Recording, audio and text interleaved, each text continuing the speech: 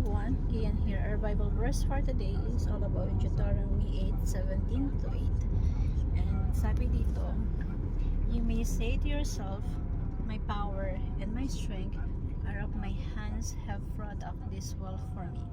But remember that the Lord our God, for it is He who gives you the ability to produce wealth and so confirm His covenant, which is swore to your ancestors as it is today.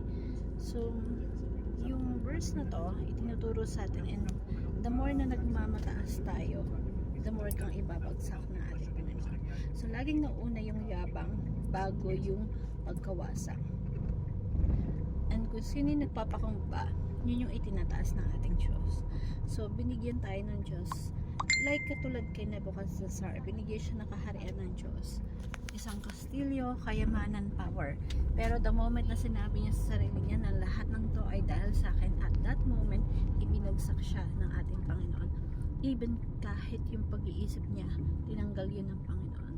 So ibig sabihin, lahat ng meron tayo ngayon, lahat kung ano man yung ability, talents, power, positions, pera, or ano mang meron tayo ngayon ay dahil yun sa ating Panginoon.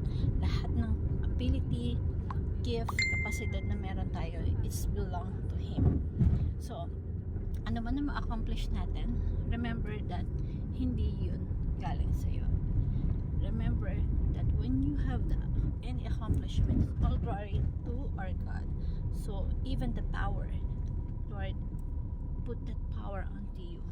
Yung ability, galing yan sa Kanya. So, the means and the result also, yung kaparaanan at yung labor, fruits of labor, lahat yun is galing po sa ating Panginoon.